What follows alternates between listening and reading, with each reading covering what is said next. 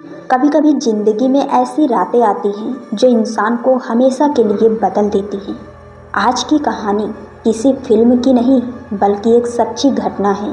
एक ऐसी घटना जिसे सुनकर कई लोगों ने कसम खाई कि वे कभी उस जगह का नाम तक नहीं लेंगे।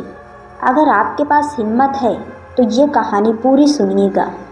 रात के 2 बज रहे थे। तेज बारिश और पहाड़ों के बीच से गुजरती एक सुनसान सड़क। अजय, जो कि पेशे से एक फोटोग्राफर था, अपने दोस्त की शादी से वापस लौट रहा था। जीपीएस बार बार सिग्नल खो रहा था और आसपास कोई घर या दुकान नहीं दिख रही थी। अजय जैसे तैसे गाड़ी चलाता रहा। तभी अचानक उसे सड़क किनारे एक महिला दिखी, सफ़ेद साड़ी, भीगी हुई और हाथ हिलाकर लिफ्ट मांगती हुई। अजय ने ब्रेक लगाया, लेकिन जैसे ही उसने शीशा नीचे किया, उस महिला ने सिर्फ इतना कहा, मुझे घर छोड़ दोगे? बहुत देर हो गई है। उसकी आवाज़ अजीब तरीके से ठंडी थी। अजय ने सोचा, शायद कोई स्थानीय होगी, बारिश में फंस गई है। उसने दरवाज़ा खोल दिया। महिला पीछे वाली सीट पर बैठ गई और अजीब बात ये, उसके पैरों के पास पानी की एक बूंद भी नहीं टपकी। गाड़ी चलने लगी, लेकिन अजय को रियर मिरर में बार बार कुछ गड़बड़ लगने लगी। महिला का चेहरा साफ दिखाई नहीं दे रहा था। उसके बाल आगे लटक रहे थे और वो बिल्कुल चुप थी। कुछ मिनट बाद अजय ने हिम्मत करके पूछा, आपका घर कितनी दूर है?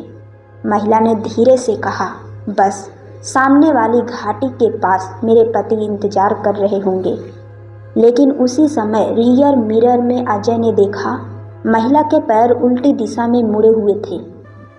अजय का दिल जोर से धड़का। उसने गाड़ी रोकने की कोशिश की, लेकिन ब्रेक काम ही नहीं कर रहे थे।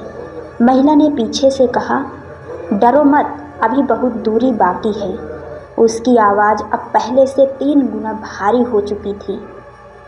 अचानक अजय को कानों में अजीब सी फुसफुसाहट सुनाई देने लगी, वापस मत मुड़ना, उसकी आंखों में मत देखना।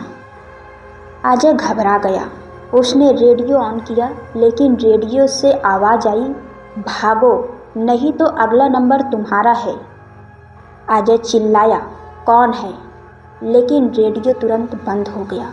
तभी महिला ने कहा, तुम जैसे लोगों ने ही मुझे मारा था। अजय कांपते हुए पूछा, क्या मतलब? महिला धीरे धीरे बाल हटाकर अपना चेहरा दिखाती है।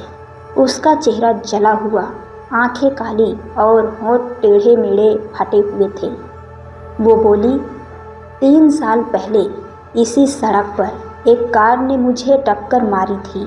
मेरी लाश को घाटी में फेंक दिया ताकि कोई पहचान ना सके।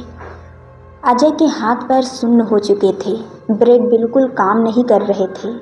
महिला ने आगे कहा, मैं उसी ड्राइवर को ढूंढ रही हूँ, आज तक नहीं मिला, पर तुम बिल्कुल उसी गाड़ी जैसे लगते हो। अजय कांपते हुए बोला, मैंने कुछ नहीं किया।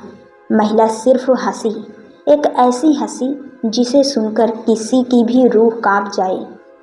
अजय ने जैसे तैसे गाड़ी का कंट्रोल पाने की कोशिश की, लेकिन तभी महिला धीरे धीरे आगे की सीट पर खसकने लगी, मानो हवा में तैर रही हो।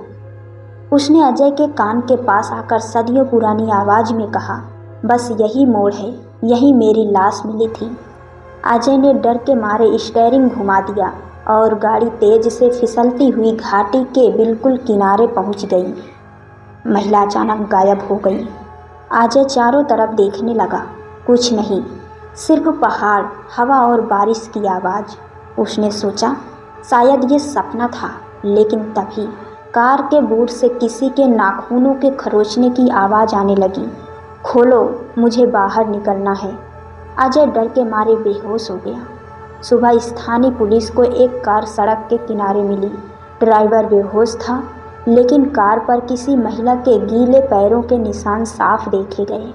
पुलिस ने रिकॉर्ड चेक किया और पाया कि 3 साल पहले उसी जगह एक महिला की मौत हुई थी और हर साल बरसात की रात लोगों ने बिल्कुल ऐसी कहानी सुनाई थी। जब अजय होश में आया, उसने पहली बात यही पूछी, उस महिला को ढूंढा क्या? पुलिस अधिकारी ने धीरे से जवाब दिया, उस सड़क पर अब कोई नहीं मिलता, सिवाय उस महिला की आत्मा के। और तभी अजय के फ़ोन पर एक अनजान नंबर से मैसेज आया, कल रात लिफ्ट देने के लिए धन्यवाद, फिर मिलेंगे। अगर आप वो सड़क कभी जाएं तो ध्यान रखना, कहीं कोई सफ़ेद साड़ी वाली महिला आपको लिफ्ट देने के लिए हाथ तो नहीं ला रही।